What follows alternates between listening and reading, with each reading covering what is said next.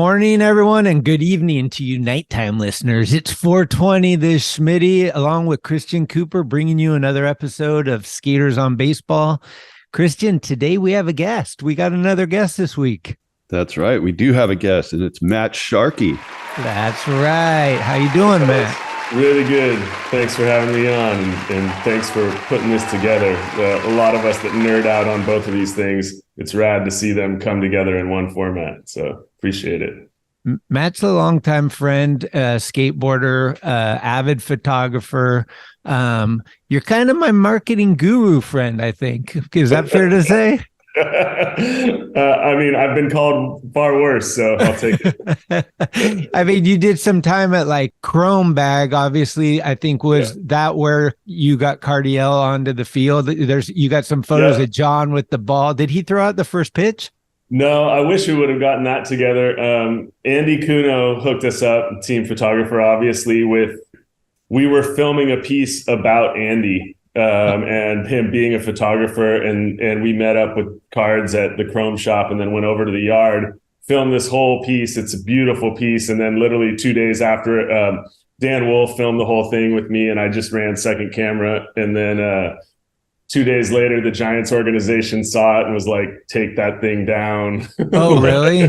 Wow. Yeah, because so many of their sponsors like don't get that level of access. Like we were on the field filming like during, batting practice and everything. So they were like, most people pay $250,000 for the rights to be able to do this. And I was like, dude, little Chrome Bags doesn't have $250,000. So we'll just have to take it down. But I still have it. I'll send it to you. Oh, dude, that thing was sick. I mean, Andy's the homie. He shot our wedding. So hopefully he'll be on the show at some point. But what a rad dude. I mean, his dad was in the photography at Candlestick. And then he's really good friends with, what's his name? Zagaris. Yeah, Michael Zagaris. Yeah, who's like the guy. Like, God, dude, the Godfather for sure. Yeah. So, well, cool, man. Thank you for being a guest. We're trying to get more guests on this program. So I think as we get guests, that will inspire other people to, sometimes people need a few guests ahead of them to actually step on, you know what I'm saying? I'm glad to fluff it and be a guinea pig for sure. Well, before we get into the Giant stuff, I have to talk about this. I got two big news things thrown on my lap at 5 a.m. this morning. I saw them both. Arizona Diamondbacks are letting go of Madison Bumgarner. Yeah. Are we going to have another row moment at the my park? God, we better, man. We better. And this time that stupid new rule of, the pitch clock better not like cost him a couple strikes for getting a standing ovation when it happens. I don't think the clock is much of an issue for Bumgarner, but Dan Bellino, if he's the umpire, it may be a problem. Yeah, no, you're right. As a Dodger-hating Giants fan, it was bullshit when it happened to Bellinger, too. That rule just sucks. I mean, Arizona's going to lose $34 million, I think they're eating.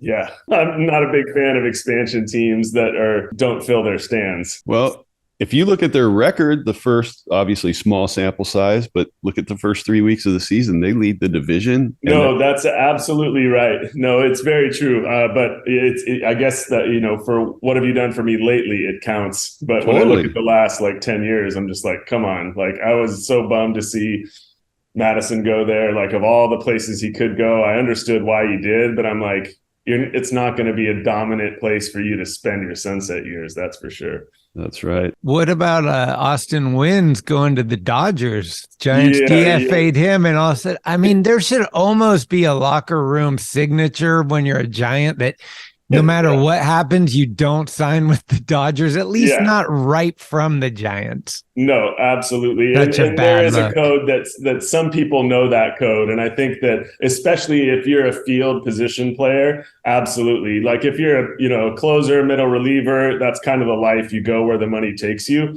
And I don't hate somebody as much for that. But when you're a position player, like you should know better.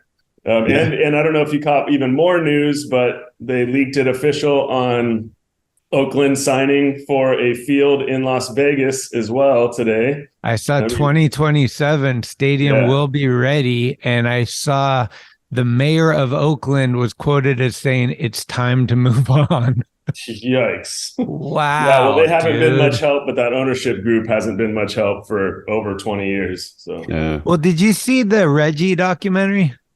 I still haven't seen it. No. It's so good. But the one point that's huge in that is he talked about having a ownership group together with Bill Gates and others that have tons of money. They could have bought the whole National League if they want. Right. And they offered the A's $25 million more than anyone else.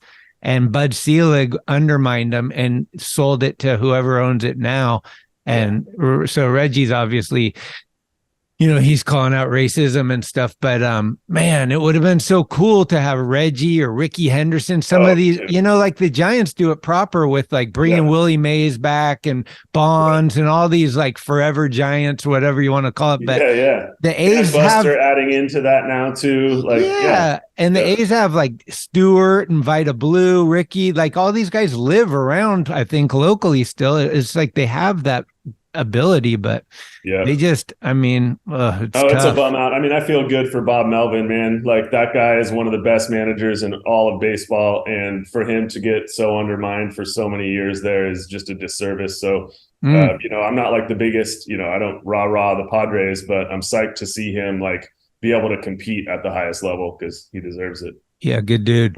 Well, I don't know. I mean, they put a bunch of money behind him down there. Whether or not that team clicks as a real team, that's the question, right? Yeah, I mean, the manager, obviously, it's like Bochy going to Texas. I mean, you got a manager that's solid. You don't have to question anything. Yeah. I hope good things for him, except for I want the Giants to kick the shit out of the Padres every opportunity they get, because that's just who I am. As far as the A's moving, I mean, Major League Baseball has been talking expansion for the last 5 years, and they haven't really said when, if. The only thing they've really confirmed is they want to add 2 teams to the mix. So and they had said earlier that it was going to be potentially the Expos coming back. So a second team in Canada, and then they talked about another team in Texas, which was going to be slightly kind of between San Antonio and Austin, which I'm like, come on, guys. We don't need another Texas team. We don't need a third team. Give a market like Nashville or somewhere else that's big. Yeah, I like Nashville. Yeah, they were talking Salt Lake City too, I heard. And Portland was in the mix for the A's, but I don't think Portland's going to get it. They're too small. No, they are too small. And also, even the independent ball scene that's up there is so good. Like a buddy of mine owns the Portland Pickles, and like I went to one of those games, and like 3,000 people in a small little municipal park. Yeah. Like beer trucks, food trucks, everyone's hyped. And I'm like, this is rad. They don't need a major league team. That's how Everett is too. Outside of Seattle, there's a town called Everett, and they have a minor league that's really popping. Well, let's get into the Giants. Yeah. We could be like the rest of the world and say, oh, they won yesterday, they're great. But obviously they haven't been great. I keep talking to Christian every morning. We text every morning about like, we're basically like, fuck, yesterday killed, like, help me get through this. But to be fair, they haven't had Haniger or Slater at all this year. And Conforto and Jock Peterson have been banged up. So their bats aren't the consistent lineup yet. So to be fair, I think like, I want to wait till I see the whole team healthy, if that's a possibility, before I make judgment. And it's small sample size. But I mean, yesterday's win did clearly show like Conforto hits a home run to, in the extra innings. Like that's the kind of energy we haven't seen at all. Yeah. We've had some early leads, but then the game gets away from us and we don't have any fire in our eyes, like to come back. We agree Estrada's kind of MVP at this level. What are your thoughts? Yeah, I think you're being even, more optimistic than I was coming into the season by looking at individual players and how they could contribute. I think as soon as I got, midway through spring training, I was like, okay, like this is going to be a year where every win that we get is going to be celebrated. But I'm going into every game like trepidatiously, of saying that like, hey, we don't really have the squad this year on paper, but we've done incredible things in the past when we haven't had the squad on paper, right? But that was chemistry. That was, kind of what our brand of baseball has been over the last couple decades for sure. And so I kind of looked at like any gravy we get this season, I'm not going to be like my expectations are just not super high. When we could kind of hold our own against the Yanks coming straight out of the gates, I was like, look at what they spend. Look at the caliber of players that they have. And each game wasn't 10-0. Like, okay, great. Like I'd like to be more critical than that, because I typically am a bit of, the name of our baseball store here in Petaluma was Bleacher Critic, named after my dad. And that was based on the fact of our version of the armchair quarterback. But rad. I didn't know that. That's cool. Yeah. That's great. So I think that it is early days. I have a lot of friends that when I start texting too, they're like, talk to me in October. And I'm like, no, I start watching baseball in April. But, come on. I think that from a morale standpoint though, too, there was definitely some scar tissue from like knowing that you're holding this amount of money, you're hoping to get judged, like all this excitement around that. I think as a player, like you're curious to see where that's going to go. I think that as a realist, we haven't had a major freelance pickup since Barry Bonds. Deals, and Bonds hits one high, hits it deep. So, that's not really Giants baseball, we are homegrown. We're like through the system, local heroes, which I love that, So I think the desire and the expectation that we were going to get him was a little out of scope anyways. I think he probably played it to get, to make sure he got the deal out of New York that he wanted. But then that falls apart. And you're like, all of a sudden you're in desperation mode, and then it's too late. And then, the team, I think, probably felt a bit deflated, through that. And now it's kind of like, all right, let's see what we've got and let's pick it up. Yeah, they had to. I mean, for 3 months, we had Chris Bryant. And that was like this unbelievable feeling for me. I was like, there's no way we're getting Chris Bryant. Like the Giants track record doesn't show that. We got him. He hits a home run his first at bat as a Giant. So had an epiphany. I say swing for that on occasion when it's the right person. But I also I think the expectation, the Giants weren't really reading or the front office wasn't reading who Aaron Judge is, because Aaron Judge does not want to be a lone superstar. Right. Like, that's just not his personality. He wants to be great, but he wants to be surrounded by other great players. So I think the pressure also of even though we're a home state team, him thinking he has to carry this whole thing by himself. Emotionally, he wouldn't want that. I don't think many do. I think that's going to be hard. Even like Ohtani or anyone in the future, it's going to be like, well, who else are you bringing over? Totally. And that's where I think the Correa thing could have been cool. If it wasn't such a disaster, he could have been a piece to get a bigger piece. Signing Logan Webb, I'm stoked on that. Yeah, okay, we've done finally something, but I think they could have went after Wilson Contreras or one of these catchers like Murphy from the A's that was available. Yeah. I thought they were all in on Joey Bart, but apparently they're not. So why didn't they even try to get one of these star catchers that was available? So Matt, you're a little bit in my camp. You're a little bit more of a pessimist in terms of the overall outcomes, And I think that notion that the Giants have always sort of tried to do more with less. There's a certain romanticism attached to being the underdog and underspending and sort of David and Goliath, right? These guys are going to have a payroll 4 times ours, but look, we're going to kick their ass. Yeah. It's great when it works out, but I do think that there has been you mentioned Bonds. I mean, that's the last time they really brought a true superstar caliber player to San Francisco. And I was of the mind when, Schmitty was like, dude, we're going to get Aaron Judge. And I said, man, he's going to wear pinstripes the rest of his career. It's not happening. And he was holding out hope. And I was, privately thinking, God, how great that would be. But I think you're. I was definitely in the same place. Yeah, I think. Well, I mean, the Yankee fans are booing him in the postseason. Judge is hearing boos. When that happened too, I did have a stronger flicker of hope of being like, oh my God, this is the biggest FU to them that he could give. But, and not for nothing, KMBR guys just keep fucking talking about his parents want to see him play every day and all this shit. They were hyping it up like it's they fucking. Still are. They said that same shit last week. I know those guys. Don't get us started on those guys. Yeah.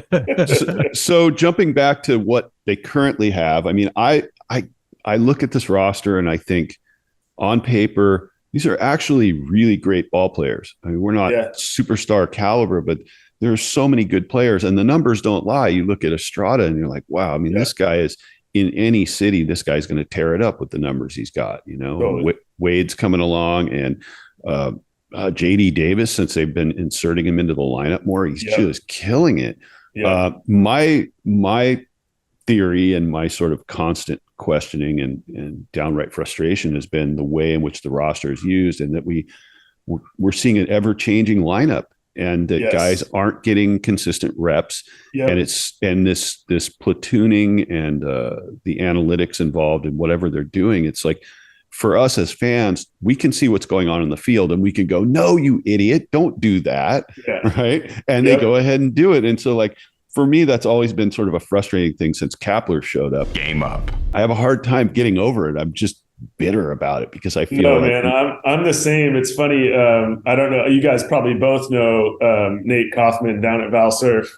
And he's an old friend, but he texted me the second that Farhan came up and he was like, holy shit, you guys are going to be back in the World Series in 2 years. And I was like, what? And he's like, dude, the best baseball mind I've ever seen, what he did for LA. And obviously he's a Dodger fan. I have no ability to influence. And then you get Kapler on. I'm like, okay. And then I got another friend texting me. He's like, infiltration. There's a full like espionage from LA. They're coming inside, you know, the black and orange. Are resilient. The whole mentality shift is also hard for those of us who have grown up with homegrown baseball and to go from a Bochy to a Kapler is like, we are totally fucked.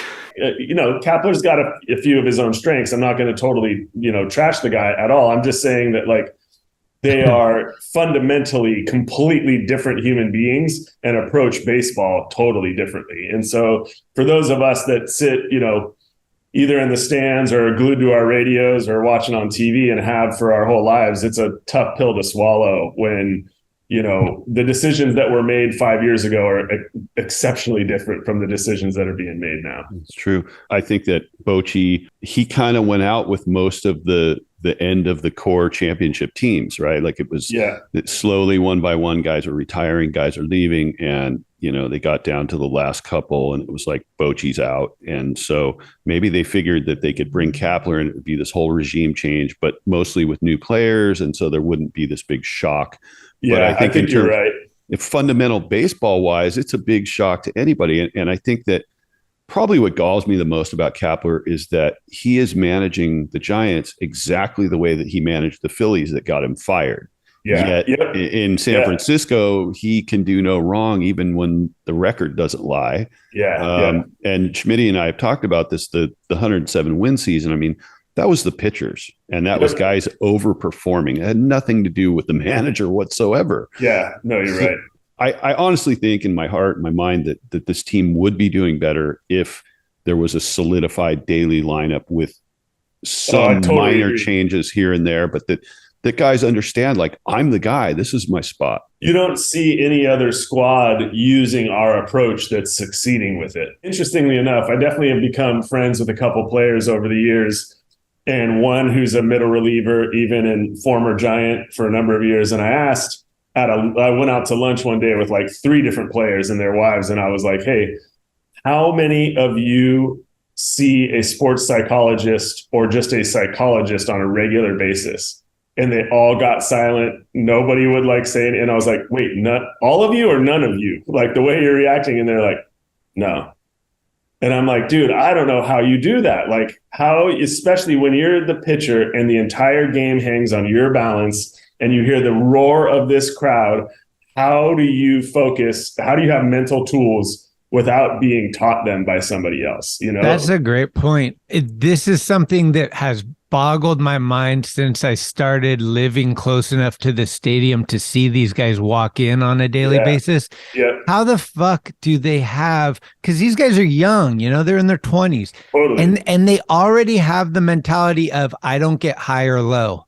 Yeah, right. Like that's some mental strength to be like, Totally. we just lost 20 in a row, but I feel the same way as I hit a walk-off grand slam. Yeah. Like Buster Posey, perfect example. Like, where do they learn that? Like, it takes a special person to have that. No, it's ingrained, and I've become good friends. A buddy of mine's nephew was drafted straight out of high school by the Brewers, played 7 years in their farm system. I still hang out with him relatively frequently now. He's like 27, 28 years old now, but he has the mentality and the maturity of somebody who's in their late 40s. And I was like, I kind of asked him, I'm like, is this just a family thing? He's like, dude, he's like, I've been playing year-round baseball with people that are older than me since I was like 14 years old. So I think part of it is like, there's just this like unwritten code, a DNA code of like what it takes to be a player at that level. And you kind of have to have that mental strength. But I still don't know, like, dude, everybody's a human being. I don't know how you lock in without like some insane, like, mental training from a professional on this, especially closers, right? Oh, like how many, like, home run, game's over, it's all on you. Like, it's dude, watching when the Cubs took us, in the playoffs, like that's the most expensive bleacher seats I've ever bought in my life, because I brought both my sons, my brother-in-law, and a buddy who helped with our shop in Petaluma, and it was center field bleacher, like $1,100 on bleacher seats for one game, and I'm like, this is absolutely insane. And all I remember now from that game is looking down at my youngest son, looking up at me and being like, Dad, are you okay? Because like my face was just melting. I was like, what is happening? Like, it all unravels like that quickly. Yeah. Well, baseball is some people might not understand this. It's a highly cerebral game. And you can have all the physical tools in the world and be a top shelf athlete. If your brain isn't screwed in correctly, it can ruin your career. Sometimes the pressure, these kids are getting, they're getting indoctrinated into these training programs and playing with these teams year round at such an early age. Like, it breaks kids. And I think in the skateboarding microcosm, we see that on a more sort of demonstrative scale with kids. I've seen kids who had so much potential, so much talent to move up to such high levels in skateboarding because of the overbearing of their parents, making skateboarding, which is supposed to be this joyful, wonderful form of self-expression and exercise and whatever else you want to call it, turning it into a career-oriented, quote, sport. I've seen kids who fell out of love with this thing that they loved for years until their parents got involved and made it super competitive. Baseball is like an astronomically expanded version of that. 162 games a year in the major leagues, kids playing year round from really early age. Like, that mental pressure's got to be hard, Oh yeah, no, for sure. Even my oldest son played year round for about 4 years and travel ball, and then was turned off when he saw the level of like coach mentality. Even like, we were out in Lodi playing it's 104 degrees. I'm burning up just sitting in the stands. And one kid from the team comes out and he's like, Coach, I got to go hit the head. And the coach is like, no, you don't. And he's like, no, I need to go pee real bad. And he's like, no, you don't. Get in that batter's box, like, get swinging. And like, this poor kid, like at this time, they were all still 11, 12. The kid's 11 years old, standing in the batter's box, soils himself. Like, his pants go from white to yellow. And that kid walked off the field and never played again. He's like, I'm done. And I'm just like, that's the kind of gnarly mental conditioning we're like putting people through, like, this age. You're like, no, dude, let the kid go take a leak. He'll be back. Crazy. Under any other circumstance and any other sort of venue, that would be considered child abuse. Yeah, 100%. Yep. If I had a kid and he was in a baseball game and his coach told him that he couldn't go to the bathroom, that would be the last time he ever played under that coach. I'm sorry. 100%. It was for mine too. That's exactly what I said. I came back and said, you're changing the coach or my kid's off your team. Like, this is not how you treat 11 and 12-year-old kids. Yeah. You're not going to make them love this sport at all. You're going to make them hate it and leave it, Right. Right. What's something that no matter if they win or lose, you're going to be less frustrated with, or don't do this or this is going to frustrate me more. Like those type I think of things. From a dynamic standpoint, I would put it on the management of the team for sure. Like I think first stop is let's get a consistent rotation in terms of your lineup and where you're at every night. Like stop doing this like lefty, righty, lefty. Sabermetrics where like when things change a fraction of a percent, we're changing a human being in a role because of that. Like it's insanity, man. And you're not going to create more fans that way either. I would really focus on who's going to be your hype man in the dugout. Pence carried us. It's got to be Jock Peterson, right?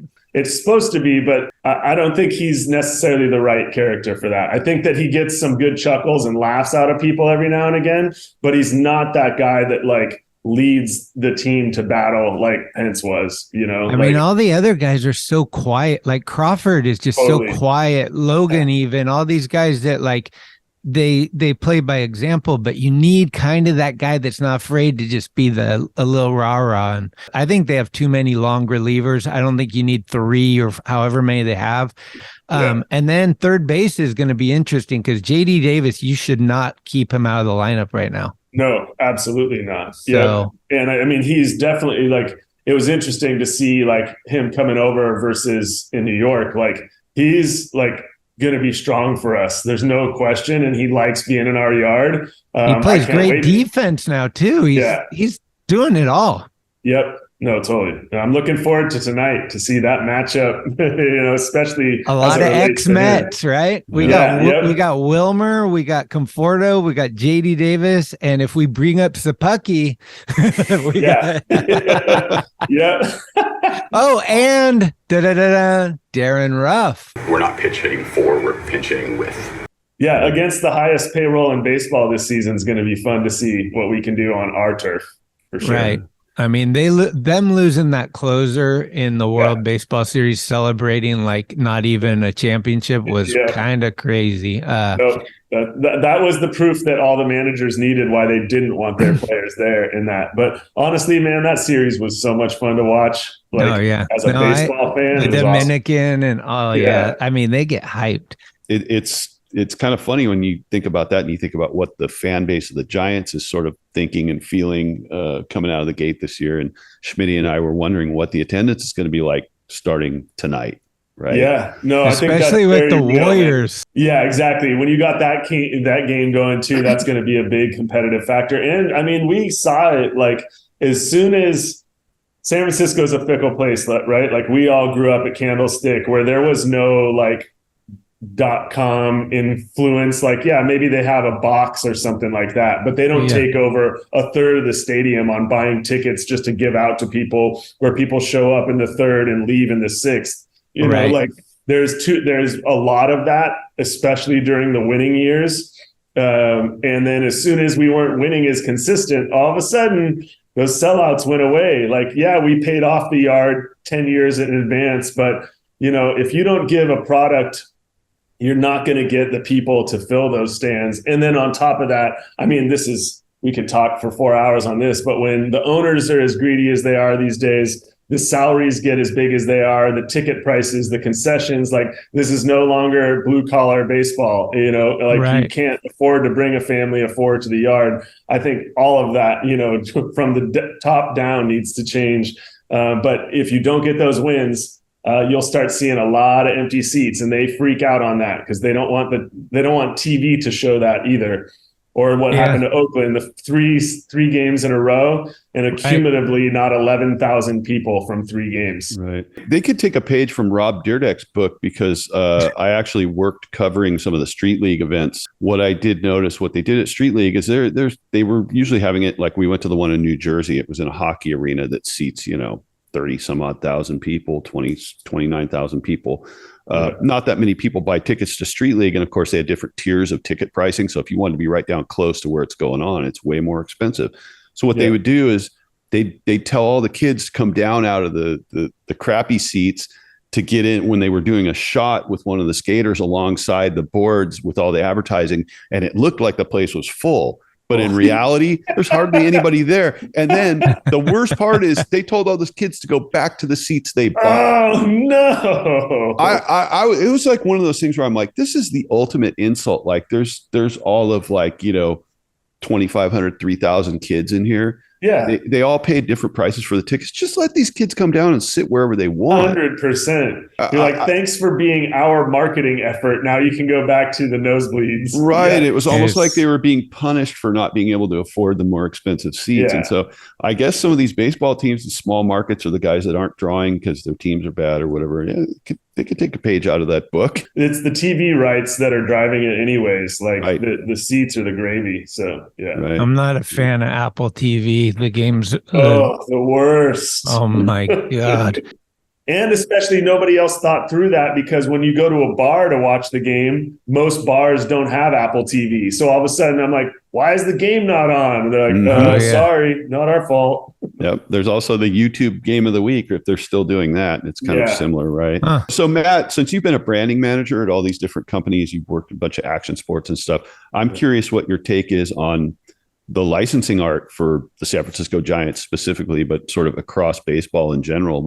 I'm an art director and a designer, so I have my own opinions about it, but I'm curious what you think as a brand manager, because I think we may or may not have the same opinions about it. And I'd just like to know what when you if you want to start at the City Connect jerseys and go from there, there's not a single team that I like in Major League Baseball on that. And are they doing that intentionally? We want to make it this crazy thing that brings in attention. I think honestly, man, there is not enough good young thinking that still respects the heritage of baseball that's designing the future of baseball. Literally, that giant screen at Oracle is 100% to compete with kids and their smartphones. And if you talk to somebody in the Giants organization that's being truthful, they will tell you that. I've had one of those conversations. And I'm just like, are you kidding me, man? You can go ahead and put up 4 million other stats there unless some parent is guiding that and has some kid that has a mathematical brain that's being drawn to that. That's not going to change. Every other sport is fast-paced, all of them.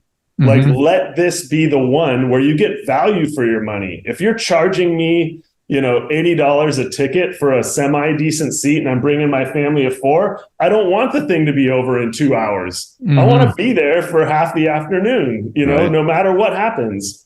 And so I think the whole trying to keep up with as quick as you can scroll your thumb is ruining baseball. And I think a lot of the, in terms of art direction and creative side of things, I think it's this grab to go in a totally different direction rather than pull in elements of classic baseball, make small tweaks and thoughtful decisions.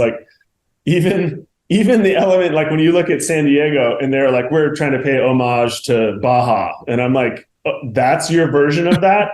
You look like an Arizona iced tea can. It's crazy. It's horrible.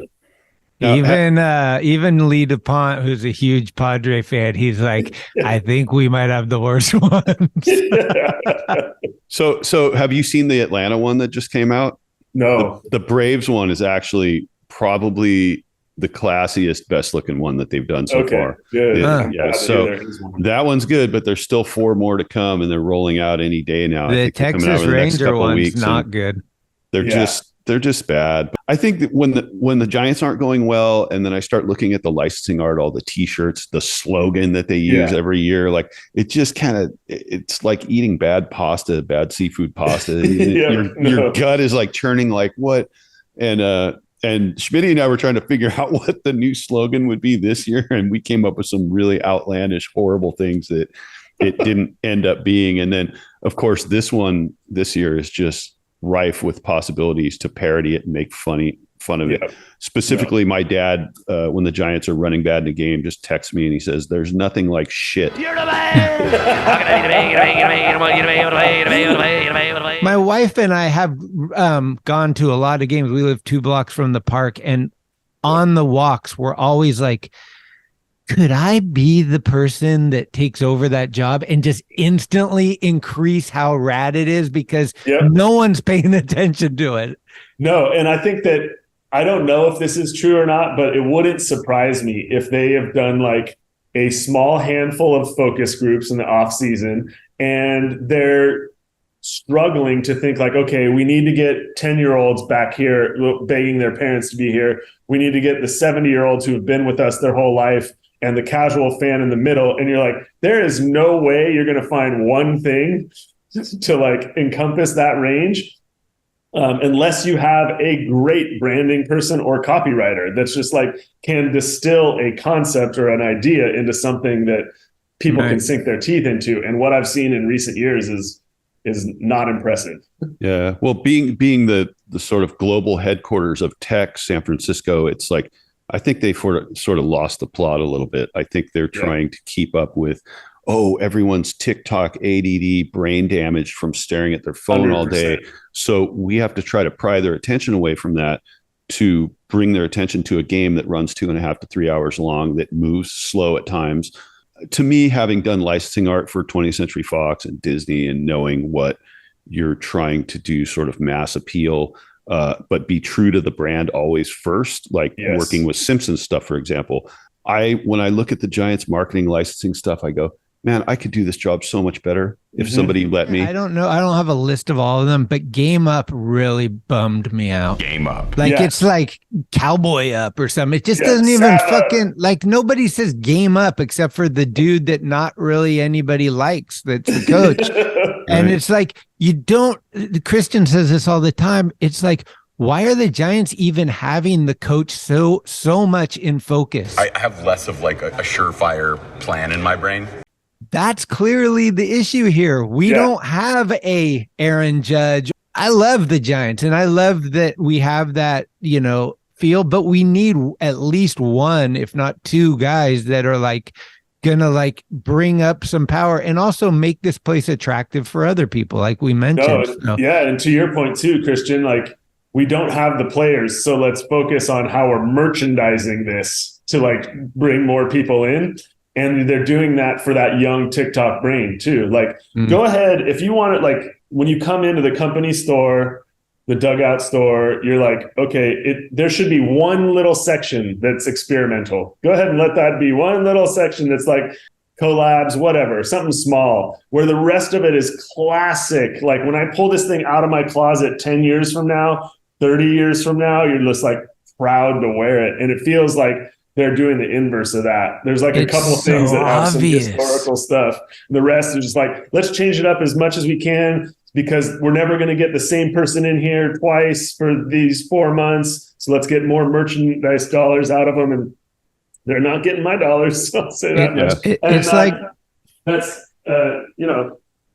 bring this stuff back, y'all. You can get it right with the classics. Exactly. Like I work at Thrasher and I've told this story before, but like the art director comes in on his first day, the new art director, and he wants to change the logo. Okay, you're fired. Like, the fucking classic shit is what, dude, 50 years in the Bay Area, 58 they came here, 56 or something. It's like the history is what sells this place. Like, trust me, I was the team manager at Santa Cruz when it was the Knot, so I know exactly what you're talking about. I also wanted to point out that like me and Stava are huge Giants fans, and we talk all the time. And the fact that they took the fucking calendars away on opening day killed us. That was one of the reasons I went to opening day every year was to get that calendar and have that stoked. Absolutely. And this year, the giveaway is a Resilient towel from 2 years ago. Trust me. What the fuck? I lost it. Like the poor guy that handed me mine, I opened it and I was like, what? And I was like, you guys just overproduced something 2 years ago, and that's the memory now? Like, this is not setting the tone for the season. It would have been good if the game was on April 1st, but it was not. Yeah, exactly. Yeah, just real quick, I'm just curious what your sort of expectations are. I mean, do you have any predictions for where we're going to end up win-loss wise? What do you think?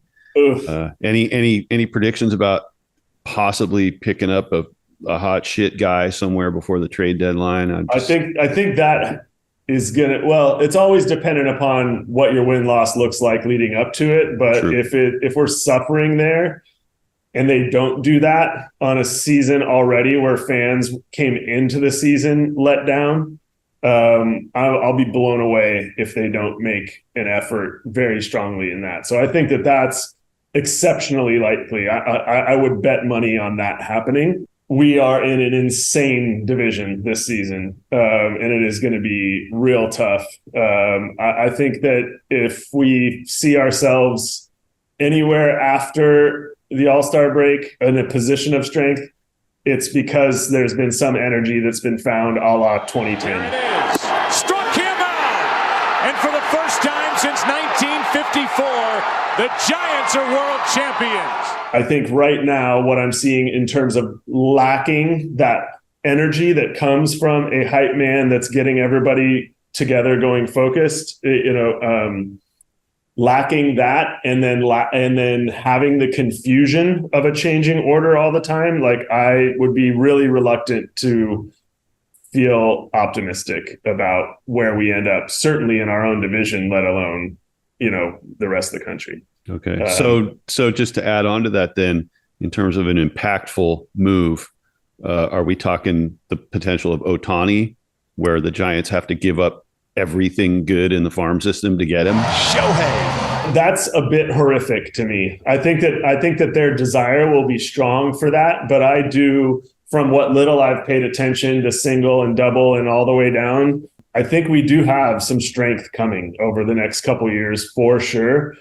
We've always built stronger from that than we have, with Bonds maybe being an exception. But as far as I consider, Bonds was already in the organization anyways, when he's Willie Mays' godson, and that just felt more the natural piece. And an exception to that, I personally don't want to see us give up everything for one player, even as great as Ohtani is. It's just it's not Giants baseball. Christian wants Machado here bad. Oh, please. Hell no. No Least way. favorite player in active roster. Dude, thank you so much. I don't want to take too much of your time. Yeah, Appreciate no worries. everything. I appreciate it, fellas. Thanks for having me on. Always fun to rap Giants baseball. For sure. You got to get Brad on. That has to happen. I know. He's tough, though. He's tricky. Dude, you don't got to tell me. I know it won't happen, but I know it needs to happen. I'd love a Toronto Blue Jay fan to talk Brandon Belt with me. Yes. Well, maybe I'll see. I think I'm going to the game tonight. So, okay. I'm there for sure. Right on. Oh, yeah, Smitty. Thanks, Christian. Well, thanks, Matt. Later. Later. Thanks for listening to this episode of Skaters on Baseball. If you liked what you heard, please spread the word, give us a good review, or hell, blow us up on your social media if you're down. Follow us at Skates on Base on Instagram for baseball news and other fun stuff. We love comments and listener participation, so bring it with an audio clip or an email. You can email us at skatersonbase@gmail.com. We're everywhere you get your podcasts, and we'll be here all season long. Let's go, San Francisco. Let's go, Giants. I'm excited to give everything that I have for these next 6 seasons and, see where it takes us. They can't say it anymore, Complete game, shutout, no hitter, leave me alone. Adios! Pelota! See you soon. Thank you. And I am forever a Giant.